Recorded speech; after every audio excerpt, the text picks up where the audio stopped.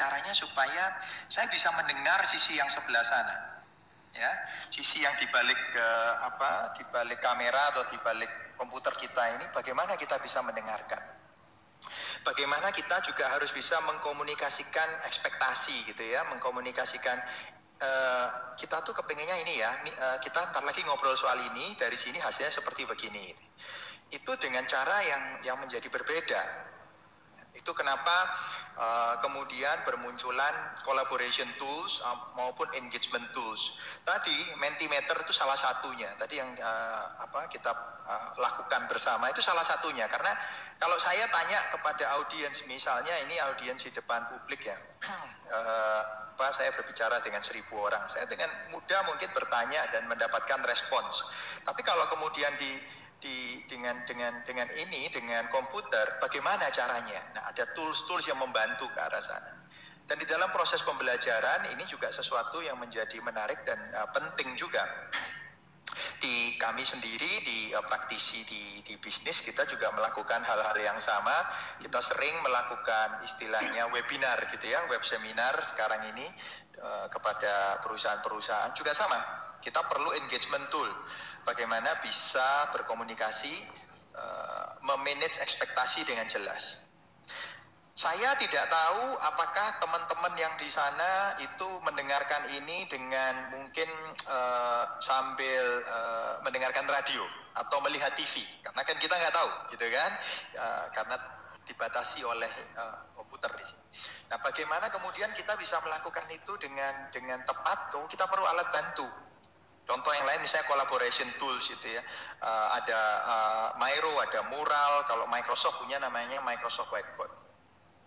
Untuk apa ini? Contoh misalnya, kalau saya ingin melakukan brainstorming, jadi kita kalau di praktisi di bisnis, saya kepingin brainstorming dengan customer. Tapi kalau zaman dulu brainstorming itu ya sudah duduk bareng, ada workshop gitu ya di ruangan, terus kita mungkin perlu post-it, kita perlu layar untuk bisa coret-coret. Nah, semua tools itu sekarang ada juga tersedia online. Jadi conversation yang terjadi, diskusi atau pembicaraan yang terjadi akhirnya dibantu dengan tools-tools ini supaya memudahkan tetap bisa terjadi pembicaraannya walaupun ada keterbatasan tertentu. Kemudian kita bicara soal approachable. Approachable ini menjadi menarik karena pembicara, ini konteksnya pembicaranya itu menjadi seseorang yang harus approachable. Seseorang yang bisa, kalau dalam konteksnya pembelajaran, kontak yang terjadi antara dosen dengan mahasiswa ataupun mahasiswa dengan mahasiswa itu penting sekali untuk melakukan interaksi pembelajarannya. Contoh yang penting adalah idenya gitu ya, nggak hanya menunjukkan presentasi, tapi kita harus bikin kamera on misalnya seperti sekarang ini. Loh kenapa? Loh kalau cuma ditunjukkan presentasi seperti ini, nggak ada bedanya melihat presentasi seperti ini sama seperti melihat, contoh saya bisa melihat juga konten apapun yang ada di internet. Nggak ada bedanya melihat presentasi itu seperti membaca berita gitu ya. Tapi kalau kita menyalakan kamera, ini menjadi hal yang penting untuk ternyata ada orangnya dan ini approachable, bisa didekati, bisa jelas apa yang dimaksud dan bagaimana orangnya. Contoh yang lain lagi bagi pembicara seperti saya, akhirnya belajar juga buat saya pribadi, belajar untuk respect differences, perbedaan. Ada orang yang akhirnya dia ngalamin kesulitan, Pak, saya nggak bisa mendengar suaranya dengan jelas, Pak, di tempat saya suaranya putus-putus. Nah, itu kita alami sehari-hari itu. Kalau kita bicara meeting ya tiba-tiba ada orang yang bilang, Pak, nggak jelas, bisa diulangi. Harus diulangi, jadi gitu kan. Jadi kita akhirnya harus ada perbedaan-perbedaan, apakah itu perbedaan mereka dalam mengerti mengerti konteks diskusi, perbedaan dalam karena medium internetnya bermasalah atau keterbatasan, dia mungkin melihatnya di handphone, nggak di komputer dengan layar besar. Ada perbedaan yang akhirnya kita harus address gitu ya, kita harus tangani. Nah, ini sesuatu yang dulunya nggak kepikir ya. Kalau kita conversation atau ngobrol dengan kehidupan sehari-hari biasa, meeting ataupun proses berinteraksinya itu nggak kepikir kayak begitu. Karena kalau face to face itu mudah sekali. Ya, tetap. Nah, kemudian yang ketiga kita bicara soal timing itu gini ya, senses. Senses ini adalah multisensori. Bagaimana merepresentasikan kalau saya itu bisa face to face bertemu, sekarang kemudian ternyata nggak bisa bertemu, tapi harus bisa tetap men-trigger atau kalimatnya mungkin bisa mengena di sasarannya, bukan mengenai suara, mengenai wajah, mengenai gambar, video. Ini sangat membantu semuanya. Dalam konteks seperti diskusi begini menjadi penting kemudian untuk mempertimbangkan sisi di balik layar ini, apakah mereka bisa mengerti. Contoh misalnya ide yang lain yang saya tulis adalah limit input, wait for response. Tadi misalnya saat saya pakai Mentimeter, kalau ini ya satu dulu, tunggu responsnya gitu misalnya. Itu salah satu tips and tricks yang kita juga pakai. Karena perlu waktu untuk bisa sisi di ujung sana itu untuk bisa merespons. Ini hal-hal yang kemudian berubah. Kalau dulu kita ngobrol dengan cepat, apalagi dengan orang yang kita kenal, dengan kecepatan ngobrol, cara kita berbicara ngobrol cepat, wah sisi sebelah sana juga akan bisa mudah menangkapnya. Tapi sekarang menjadi mungkin jangan terlalu cepat dulu, karena sisi sebelah sana mungkin menangkapnya bisa berbeda. Contoh yang lain atau senses itu short session. Contoh buat saya sekarang ini pertama kali buat saya pakai Google Meet, karena sebelum-sebelumnya saya lebih banyak pakai yang lain, pakai Zoom, pakai Teams, pakai ini. Google Meet, ternyata juga cukup fine-fine aja, menarik gitu ya untuk pakai ini. Tapi ya pembelajarannya perlu pelan-pelan juga buat saya. Nah, ini salah satu yang lain lagi yang kita melihat kita itu dalam new normal menjadi lebih belajar hal yang baru. Makanya tema saya belajar untuk belajar. Karena toolsnya bisa berbagai macam. Toolsnya tiba-tiba hari ini pakai Google Meet, besok-besok mungkin pakai tools yang lain lagi. Kapan itu saya pernah tiba-tiba diminta pakai BlueJeans. BlueJeans itu tools yang lain lagi. Ada lagi Cisco WebEx. Ya. Sesuai kebutuhan. Tapi prinsip-prinsip apa yang paling mendasar yang kita perlu bisa pegang? Pertama tadi, kita harus sanggup atau siap untuk terus belajar. Ya. Kemudian yang kedua, beberapa poin-poin prinsip-prinsip yang ternyata saya harus memperhatikan hal-hal ini ya, memiliki kemampuan untuk menggunakan tools apa yang bisa saya pakai supaya bisa menyampaikan informasi dengan tepat. Saya juga perlu bisa approachable, jadi bisa mengerti sisi lain dari sebelah sana. Saya perlu juga bagaimana menggunakan segala cara untuk pesan ini bisa tersampaikan dengan baik, ya, melalui gambar, melalui suara atau apa gitu ya. Nah, terakhir kita bicara di aspek experience, ya. Jadi conversation, approachable, sense, and experience. Di aspek experience ini mungkin kalau dalam kondisi kelas gitu ya, pembelajaran, kita bicara soal flip classroom gitu ya. Dibalik, bukan saya yang harus bicara. Saya lihat kalau sekarang ini harusnya mahasiswa ataupun sisi yang kalau kita bicara kemudian dosen dengan mahasiswa ini ataupun mahasiswa dengan mahasiswa ada diskusi sehingga nggak satu arah. Flip conversation itu maksudnya flip the classroom itu maksudnya kalau selama ini classroom itu dipikir adalah satu orang bicara kepada banyak orang seakan-akan satu arah, mungkin kemudian akan dibalik. Coba yang banyak orang ini belajar dulu deh. Kayak kalau zaman saya dulu sebutannya belajar siswa aktif gitu ya. Belajar dulu deh ini, terus kemudian kita diskusi. Pembelajarannya justru di area diskusinya. Bagaimana keterlibatan dalam perencanaan, dalam evaluasi itu menjadi penting dalam experience itu. teknik-teknik yang ada pun mesti menjadi praktikal gitu ya. Contoh mungkin kayak tadi, kalau saya kepengen tahu profil ibu bapak sekalian, simple, sudah tunjukin ini, nih coba diisi, udah langsung praktikal gitu kan. Jadi tidak lagi membaca atau menelaah satu teori tertentu, tapi praktikalnya gimana supaya langsung bisa dimengerti. Dan jujur dalam proses belajar dalam new normal ini ada fase-fase di mana kita harus mencoba, coba dapat masukan, feedback, ini oke enggak? Gitu. Contoh misalnya, layarnya bisa enggak dilihat di sebelah sana? Kita perlu dapatkan feedback. Kalau zaman dulu mungkin interaksi kita nggak pernah tanya begitu kan? Ya, kita datang ya kita langsung meeting untuk ini. Tapi kalau sekarang setiap kali kita mau ngobrol kita perlu tanya feedback. Sudah bisa didengar suaranya oke dan kita adjust gitu ya.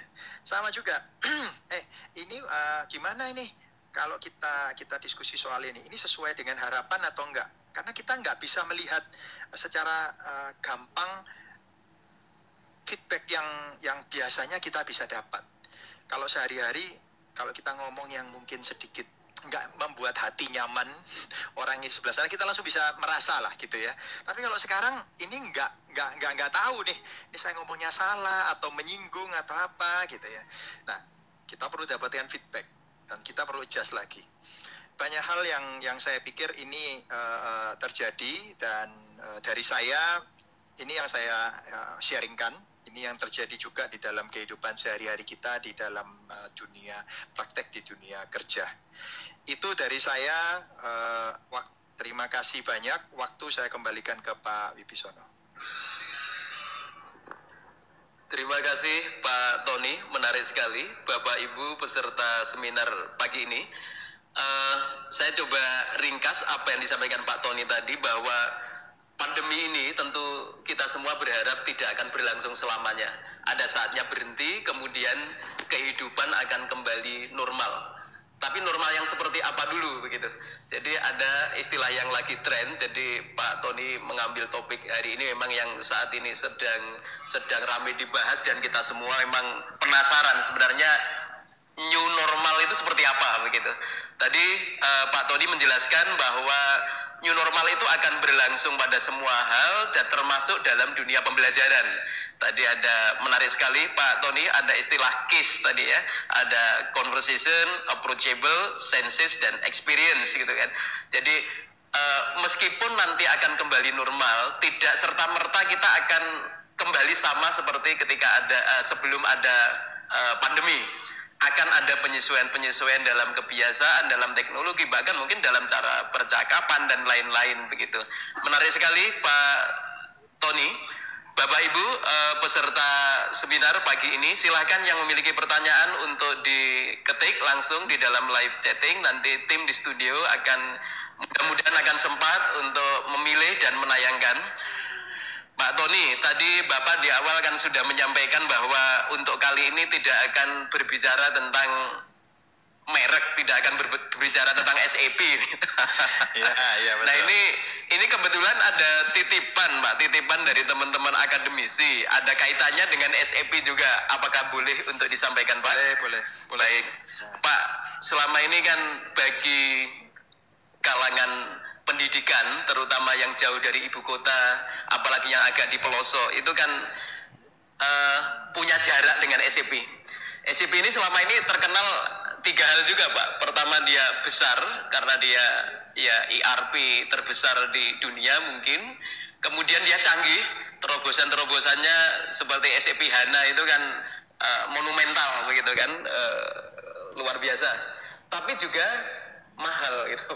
Kata yang terakhir ini yang membuat berjarak gitu. Nah, pertanyaan dari teman-teman akademik adalah apakah bisa di-share secara singkat saja Pak, sejauh ini apakah SAP juga membuka peluang-peluang atau kerjasama yang lebih baik, yang lebih ramah dengan daya beli masyarakat pendidikan? Syukur-syukur mungkin ada yang versi gratis untuk dunia akademik. Apakah ada program-program CSR dari SAP untuk beasiswa bagi mahasiswa kita? Kurang lebih seperti itu. Terima kasih Pak Tony. Baik, Pak Krisono. Secara overall mungkin ya, saya bisa mengerti apa yang ditangkap teman-teman gitu ya, bahwa memang dirasa ini mahal gitu ya.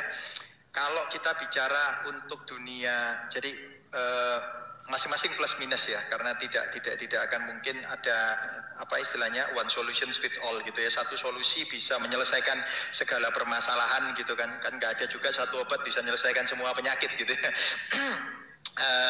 Kalau kita bicara solusinya satu persatu secara lebih detail, misalnya dalam konteks mahal, oke, ini mahal atau tidak sesuai, mahal itu kan tidak sesuai antara value dengan uang yang dikeluarkan gitu. Nah ini cocoknya ke siapa gitu ya.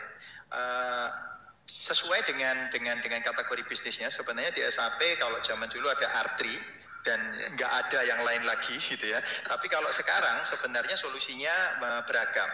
Jadi di SAP itu ada SAP S/4HANA yang biasanya untuk usaha-usaha menengah menengah ke atas gitu ya. Terus kemudian ada usaha-usaha kecil yang bisa memanfaatkan SAP by design gitu ya, ataupun SAP Business One. Jadi ada opsi-opsi untuk teman-teman di area usaha kecil menengah yang ataupun usaha yang kompleksitasnya tidak cukup rumit gitu ya, masih bisa dihandle dengan secara sederhana. Kemudian kalau untuk dunia pendidikan sebenarnya ada juga kalau ngobrol harga masih bisa dibicarakan lah konteksnya gitu ya, bagaimana hal-hal apa yang bisa dipakai oleh dunia pendidikan. Itu kita bisa melihat dua hal dalam konteks produknya maupun dalam konteks partnershipnya. Jadi di SAP itu ada partnership yang disebut dengan University Alliance gitu ya, untuk bisa menjadi partner untuk dunia akademi dengan partnership dengan SAP. Itu juga mungkin bisa dieksplor lebih lanjut. Kemudian terkait dengan soal CSR ataupun apa yang selama ini dilakukan oleh SAP. SAP secara prinsipnya di Indonesia itu kita ingin bisa membantu masyarakat Indonesia gitu ya. Jadi tentu saja kalau kita bicara ada keterbatasan tertentu, tentu ada gitu ya. Tidak semua hal itu bisa SAP lakukan. Tetapi secara spirit, secara semangatnya, SAP sudah berada di Indonesia itu sudah udah lama sekali ya, hampir 30 tahunan ada di Indonesia.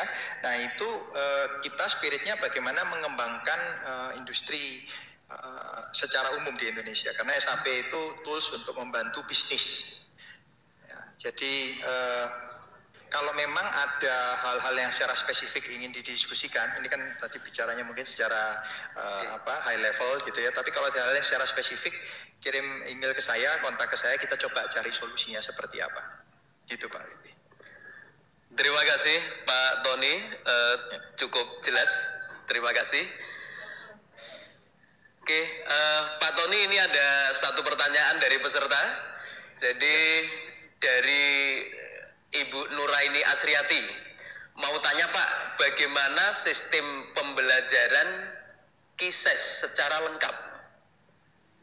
Oke,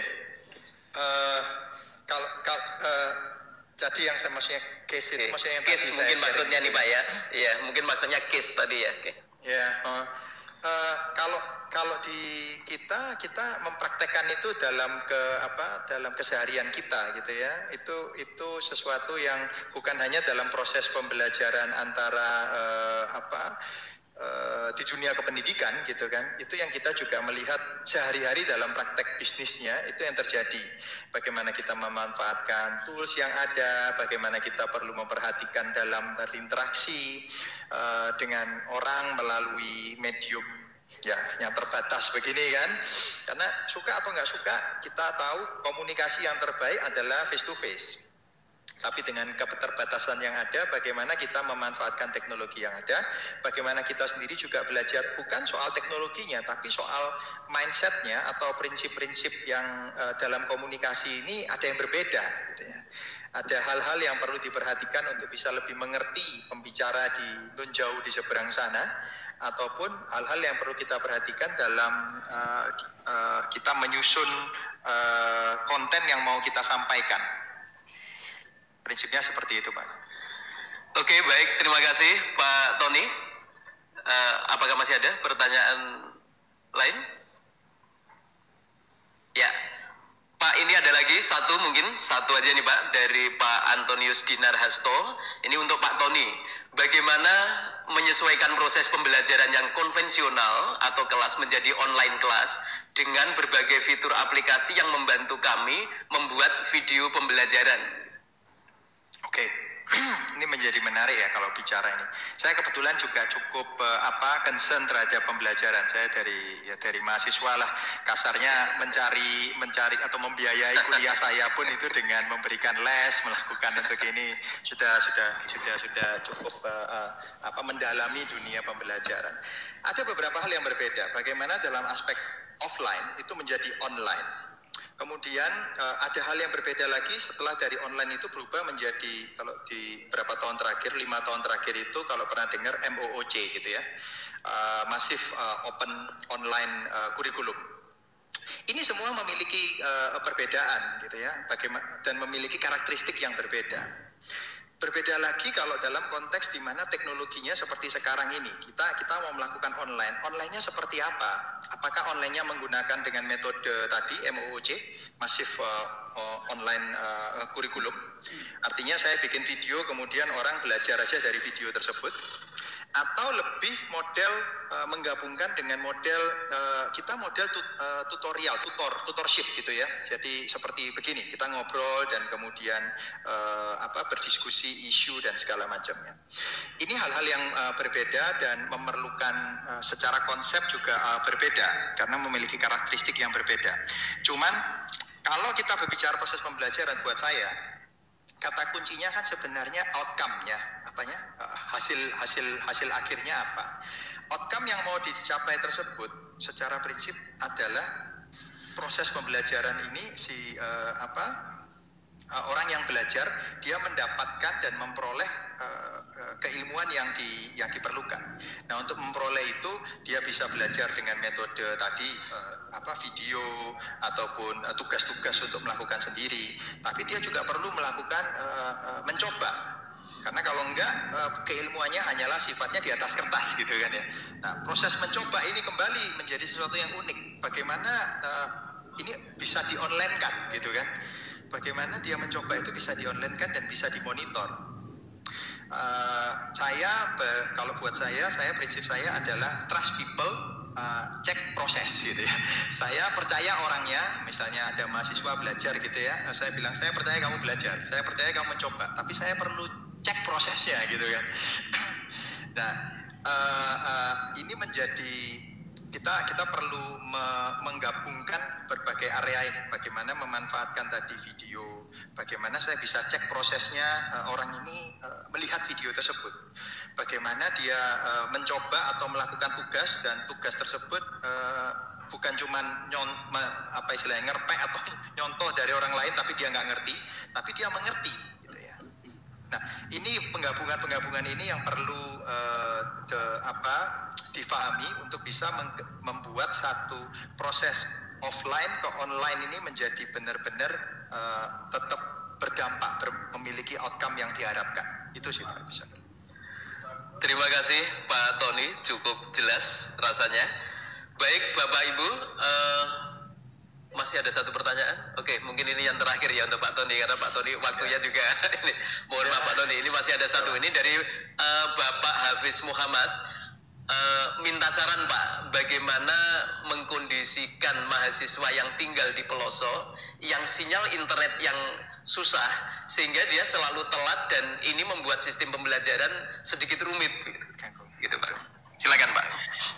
Oke, tadi saya juga sudah cerita mengenai approachable gitu kan. Approachable itu kita sebagai ini orang yang mungkin menjadi yang memimpin untuk proses pembelajaran ya harus bisa mengerti kondisi di lapangan. Cuman kan kita juga harus perlu cek ini memang benar masalah yang sesungguhnya atau bukan.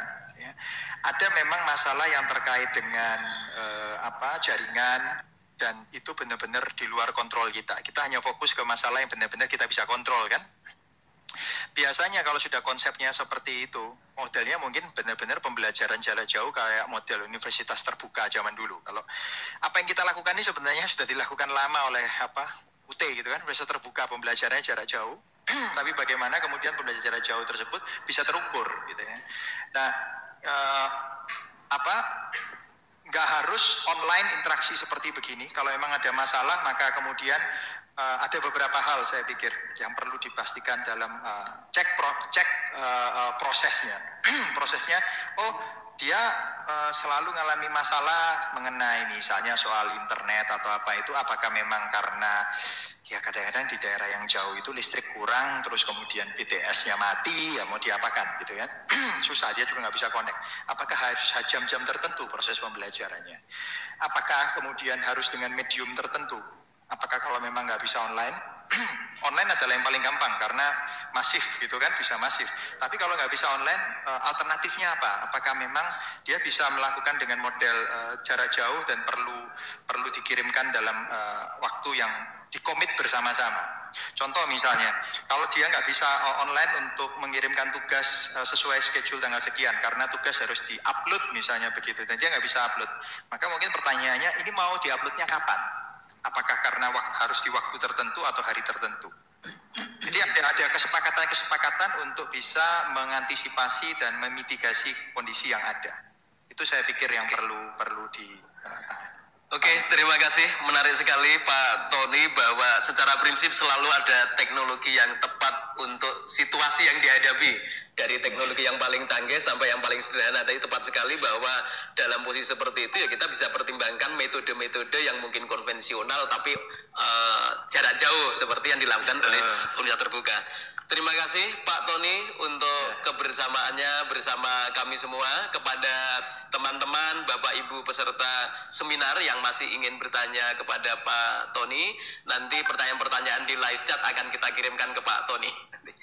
Oke, terima kasih Pak Tony. Dulu, terima kasih Pak Wibi, Pak Saifullah, Bu Masila, Pak Joko, pamit dulu Ibu Bapak sekalian. Baik, terima kasih. Oke. Baik, Bapak Ibu. Ya, saya. Baik, ya jadi Prof Masila ini saat ini adalah Deputi Dean di IPTK, University Technical Malaysia di Melaka. Prof Masila pada tahun 2011 menyelesaikan PhD-nya di University of Auckland, New Zealand, dan ini luar biasa bahwa walaupun wanita tapi bidangnya electrical and electronic engineering gitu ya, luar biasa. Ini biasanya mainannya laki-laki ini Bu.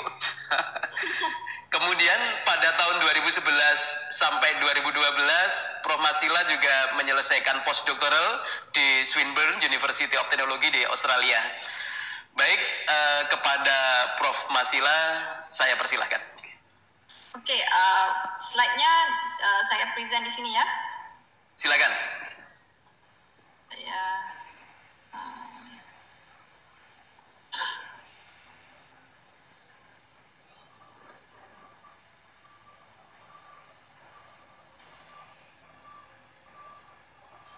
Kan slide-nya di host di sana. Sebab semalam diberitahu di hostkan di sana. Oh, bisa dipresentkan? Ya. Tapi nggak apa-apa. Oke, Assalamualaikum. Selamat pagi. Saya rasa sudah tengah hari di sana. Tadi sudah diperkenalkan, saya Dr. Masila Kamarudin, saudara daripada Universiti Teknikal Malaysia Melaka. Okay, sebenarnya PhD saya dalam Electrical and Electronic Engineering, but my expertise is in software engineering. Okay, my topic for today, I'm interested to share with all of you on how can we survive and get forward with COVID-19 pandemic, which somehow we need to live with this COVID because we don't know when it's going to end. So the answer to share with all of you is about how can we learn, unlearn and relearn on certain technologies and skills. Okay, semua ada kan? Semua okay? Okay. As we know, with the current situations, business across the globe are increasingly facing complex problems due to rapid changes in technology. Disruptions happening through innovation, turbulent market condition, and changing consumer behavior. So actually, I could just wrap up saying that due to COVID, it gives some shocks. It gives not some. It's like too shock for a certain state and countries on the, especially on the economic perspective and also the health condition of people. And somehow these influence the education's businesses, including us in schools and as well as in the universities. So how can we navigate and the complexity and uncertainty looming across the whole business ecosystem? And the only way is to be with it, survive with it, and move forward with it is we following the mantra of learn, unlearn, and relearn. Okay, let me share what is it. Okay, by Alvin Toffler, the illiterate of the 21st century will not be those who cannot read and write, but those who cannot learn, unlearn, and relearn. Means this is about change. We must have a change of mindset. So it's about time for us to look forward what needs to be done next in order for us to survive and also to do well in this situation. For example, we have the skill. Just now saya terpanggil nak menambah kepada conversation berkenaan online learning tadi ya. Sebenarnya online learning ini sudah ada. Percaya saya, kebanyakan universiti sudah ada. Blended learning, flexible learning, mobile learning. Tapi kita tidak memberi penekanan yang cukup pada sebelum COVID. Tetapi sekarang, contoh di Malaysia sendiri, tiba-tiba kita akan menjalani online learning sehingga ujung tahun, December. So somehow, not only the student have to learn to live with this situation, but the lecturers, the academics, needs to learn the skill in handling online learning to be effective. What I mean effective is how you want to ensure that your student get the learning. That is also another issue.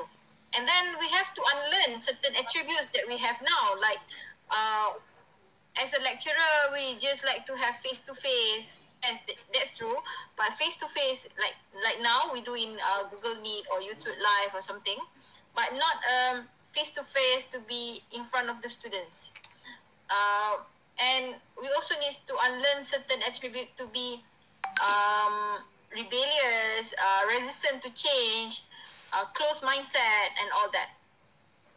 And as for relearn, I believe most of us have the skill of using technology. It's just about how you upgrade the skill. You need to relearn certain skill. Like, for example, myself, I relearn a few skills, especially when we need to do online learning using this platform. Like Meet, Google Meet is, I think, kind of easy. But we in university need to use multiple avenue, like WebEx, Zoom, and all that.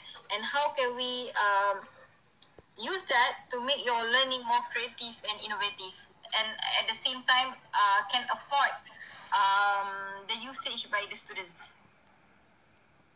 Okay, and we must know, like Mr. Darwin mentioned, that it is not the strongest of the species that survive, nor the most intelligent. It is the one that most adaptable to change. So it's about change. We need to change now. For me, it's the mindset. So we cannot just say that now is COVID-19, we cannot move on. So we just need to have like sit back, get your fresh mind, and then think forward what you can do next. When I say there is a lot of opportunity, I will share with you, because my area is software tools, software engineering. So I will share to you the current applications that has been built for certain business to adapt with this situation. Okay, let me share the scenarios now. Like now, up to 40% of what tertiary students are learning will be obsolete a decade from now when they will be working in jobs that have yet to be created. Indeed, the top 10 most in-demand jobs today didn't even exist 10 years ago. So this is very, I think, urgent concern that I think all parents needs to look back what is the option of education and also a field of study that the kids wants to do next. And for those students who are already in your field now, don't feel bad or what, but we need to think of the creativity on how to move forward with it. And another situation is for the 3+ billion people in the workforce, it's not just about keeping up with the rate of change and the nature of the work we do, but how we do it and where. When anyone can work from anywhere, it changes the nature of work everywhere. You see that the keyword, from anywhere, it changed the nature of work everywhere.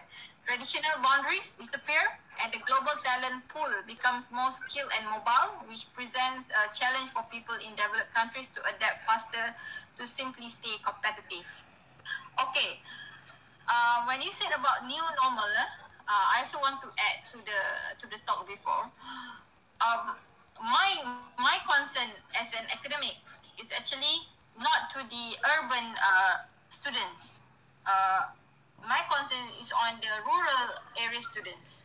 So I'm not sure about Indonesia, but for Malaysia itself, the use of technologies, especially the internet supports, the infrastructure in the rural area is not as good as the urban. And there are still many people are trying to survive to live. It's not survive to learn, survive to live. So with the money they have, with the situation that they face, how can they spend kind of lump sum for learning? That is my concern, where I think this is a challenge to the government right now in order to ensure everybody to have the learning. Maybe later we can share some experience from Indonesian side. How was it? Okay, so that is one thing. And seminar seminar lu as we are ini mana masalah kok orang di YouTube. Most of the students who enroll for Kalian the YouTube today, for the talk today, you are, I can say you are IT boomers, you know, IT boomers. Maybe you. Aku rekam lu kan? Aku rekam lu. Jadi aku masuk gitu kan aku YouTube bisa. The digital immigrants or aku rekam kan? The immigrants, I mean, is like we are not born with IT, but we immigrate to using technology, you know. So especially the Malaysia, I could say go citizens like 65 and above. But now, what surprised me during COVID, most of the go citizens, they are very well versed in using their mobile phone, especially the WhatsApp, in order to chat and to call their kids. Because like, for example, when we are in MCO, like lockdown, like in Malaysia now, although I'm in Malacca, I cannot go to my parents' house because it's in different district. So how can we connect to each other? So one way is through the WhatsApp call, you know, Skype, and also I think the telecommunication services really helps in this matter. So that is the scenarios now.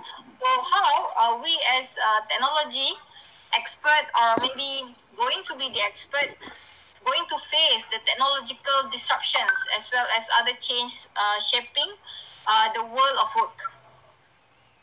First thing, I think important one is always open to new ideas, opportunities, and ready to act upon the latest industry trends, while having the courage to let go of all and out of the belief and thoughts.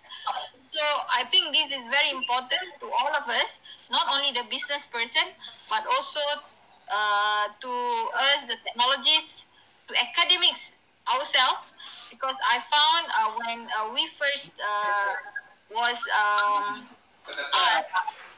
by the university, go fully online, there are a lot of resistance. as I think, yeah, I believe, like I said, I still have some reservation when we use fully online. Like my common words is like, does the student really get my learning? How can we do the test? How is it going to be?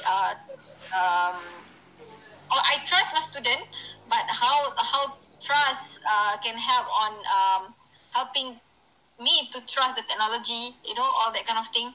But somehow, when I think back, I think there's a lot of ways to work with it. And of course, learning new things is to be willing to unlearn.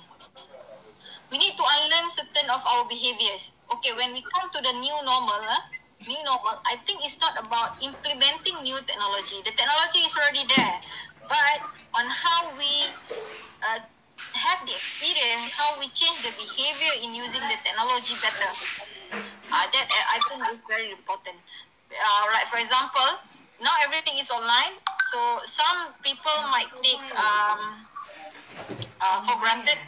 Some people might manipulate the situation, especially on the banking side, on data breaching, phishing, privacy of people, all that kind of things.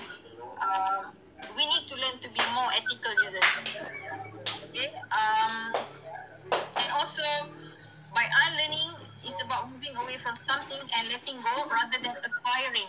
It's like stripping all pain, like. We need to stop questioning why I need to stop doing this thing, and why I need to do that. Yeah, it's good to have that why question, but in this situation, it's good to be more, to keep your why question for a more better situation. And I think be fast enough.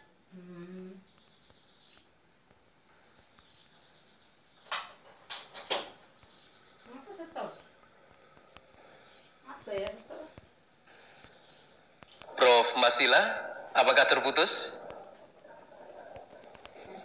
Enggak, Pak Wibisana. Saya.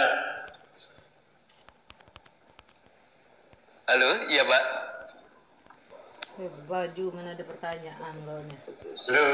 Baju nak masuk kamera kau lah. Nak gigi kau. Oh ya, Prof. Masila yang terputus Pak ya. Kalau bertanya, bikin aja. Baik Bapak Ibu, sambil menunggu Prof. Masila bisa tersambung kembali, untuk seluruh peserta bisa kami sampaikan bahwa nanti seluruh materi dari pembicara akan kita berikan lewat email sesuai dengan email yang digunakan pada saat pendaftaran. Jadi kalau yang ketinggalan materi, nanti semua materi akan kami kirimkan. Kemudian sambil menunggu Prof. Masila, saya ingin meringkas sedikit apa yang tadi disampaikan oleh Prof. Masila, bahwa dalam situasi sekarang memang kita perlu kemampuan yang extraordinary, yang luar biasa dalam hal belajar. Prof. Masila mengingatkan bahwa kondisi ini sebenarnya tidak hanya karena COVID. Di tahun 1992 ketika internet pertama kali muncul dulu, kita juga banyak yang kaget, tidak semua orang bisa menggunakan solusi internet dengan baik, hanya sedikit orang yang bisa menggunakan email, orang melakukan browsing dan sebagainya. Kemudian topik utama dari Prof. Masila adalah learn, kemudian unlearn dan relearn. Secara kurang lebih bahwa kita harus belajar. Di tengah-tengah itu kita juga harus bersedia untuk melepaskan apa yang selama ini kita tahu. Kita harus unlearn karena dunia sudah berubah, kebutuhan berubah. Apa yang selama ini kita kuasai dengan baik, kita harus rela, sebagian mungkin sudah tidak berguna lagi. Itu mirip kalau dalam gambaran Prof. Masila, itu seperti kita punya cat rumah yang sudah tua, mau nggak mau ya harus kita poles lagi, kita ganti dengan cat baru. Kita harus relearn sesuatu yang baru, begitu. Jadi kurang lebih seperti itu. Kemudian menarik juga tadi Prof. Masila bilang bahwa yang abadi itu adalah perubahan. Ya, jadi perubahan itu akan terjadi terus. Jadi hanya orang-orang yang mampu terus mengikuti perubahan yang dia akan bisa survive. Ada 3 hal yang tadi disampaikan Prof. Masila, bagaimana yang mendesak untuk kita melakukan perubahan, yang survive. Ada 3 hal yang tadi disampaikan Prof. Masila, bagaimana